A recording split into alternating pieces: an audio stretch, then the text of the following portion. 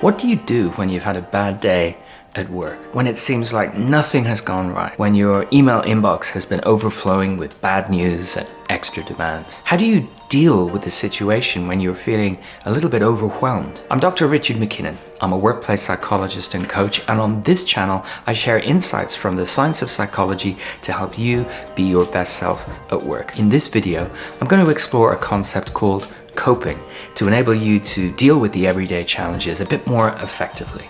So, let's dive in.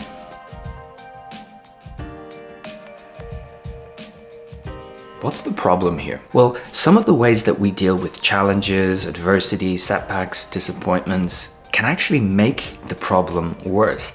Some of the ways that we cope with it can actually have a negative impact on our well-being over time.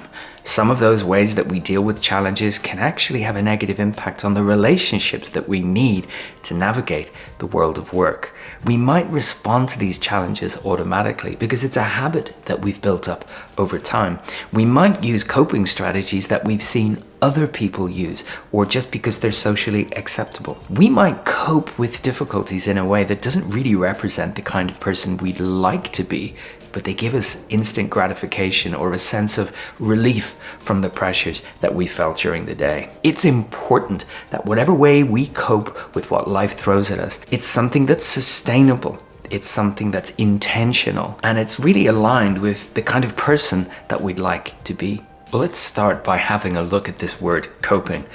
What does it actually mean to cope? Strictly speaking, anything that we do in response to a challenge that we encounter in life could be called coping, whether it's an automatic response or something that we do with intention.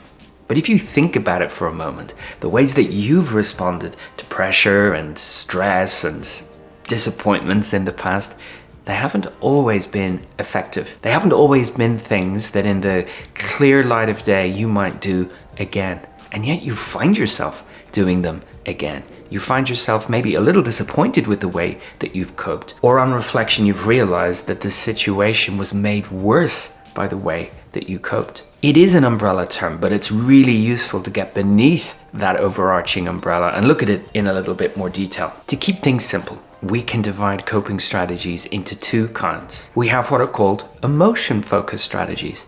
They're anything that we do to feel better about a difficult situation. On the other hand, we have problem-focused strategies. These are anything that we do to address the core problem that we're facing. It's important to note that there's no absolute good or bad here. Whether an emotion-focused strategy or a problem-focused strategy are more effective really depends on the context. Context is really important. Noticing the context around us gives us great cues for how we can respond effectively. It helps us avoid automatic responses that might make the situation worse. So have a think for a moment.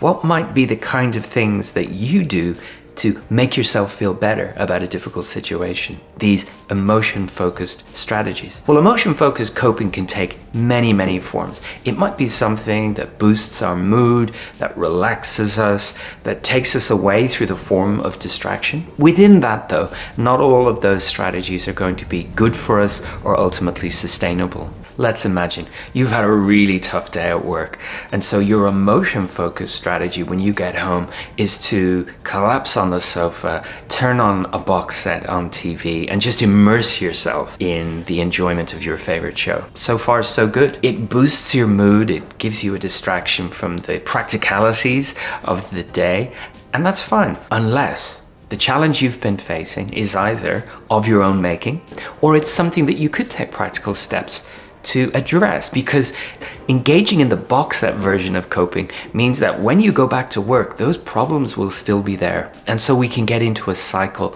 of experiencing difficulties, getting out of that context, and just distracting ourselves. Ultimately, that's not really sustainable. So an important factor here is control.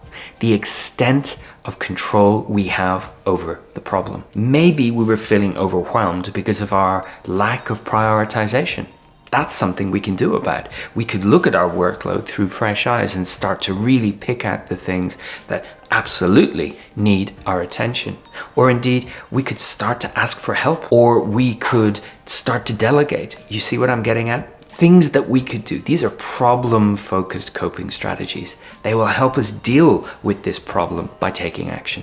Of course, if we don't have control over the situation and we try to use a problem-focused strategy, that might mean that we end up using a lot of our energy and a lot of our focus to no avail. We get no result from that, and that can actually increase our sense of pressure or anxiety or stress. So we need to really think about, what's the problem I'm dealing with here? There's no finite, perfect list of problem-focused strategies because they really are about the context you're in.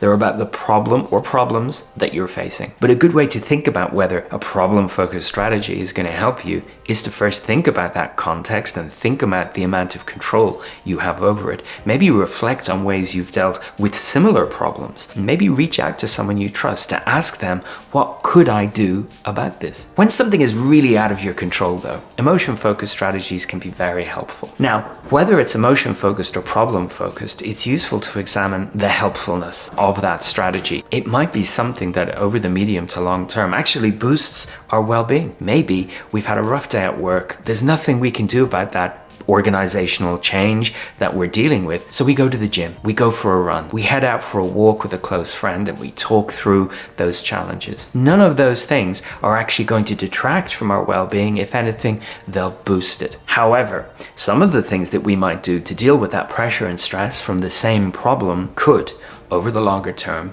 actually make our problem worse or have a negative impact on our well-being. This is when we might use a substance to help us deal with that. It could be caffeine.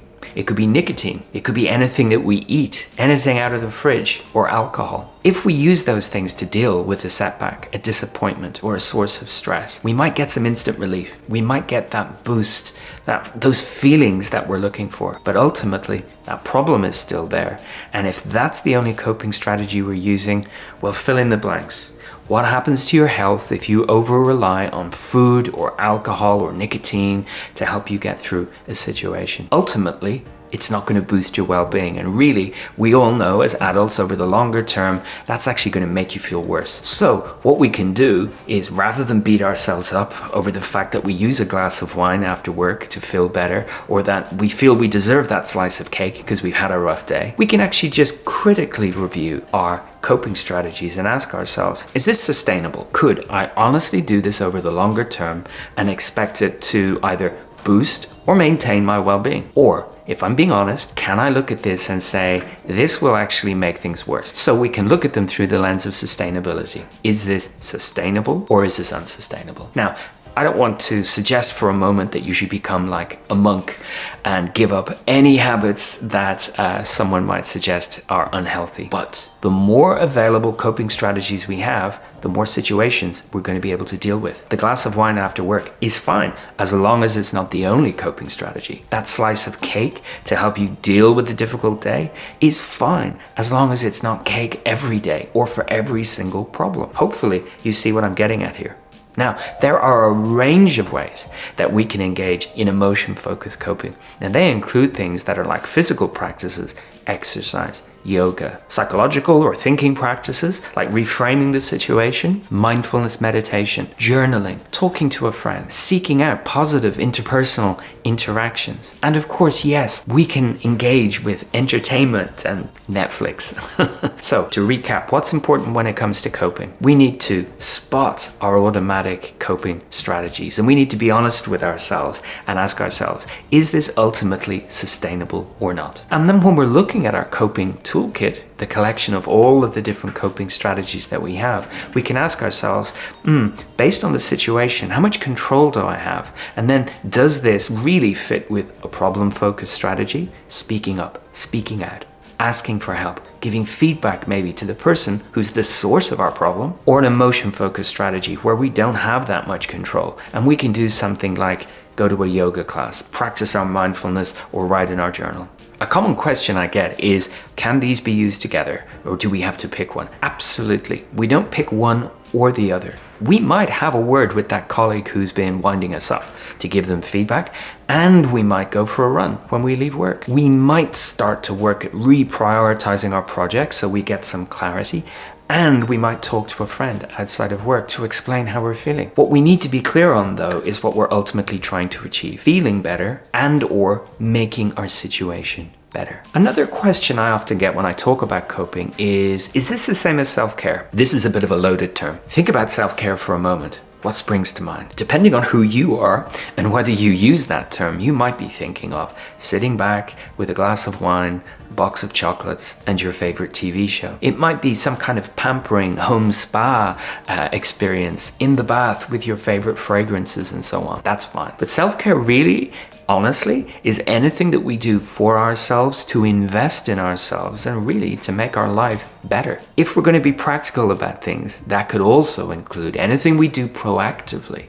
to improve our situation. So self-care could include sitting down with your bills and making sure that they're set up to be paid. It could be sitting down with that task you've been procrastinating about, but is helpful for your life or even necessary. So self-care can be enjoyment and relaxation, but it can also be about doing the things that we might put off because they're not fun. When we're proactively and intentionally coping, then yeah, we're probably investing in some kind of self-care. I hope that's been a useful introduction to the concept of coping. I hope it's brought some clarity. If you've got questions about this topic, I would love to hear them. Please drop them in the comment section below. Subscribe to the channel or recommend it to somebody else if you found this useful. It's been great to have you with me for this video, and I look forward to seeing you in the next one. Thanks for watching.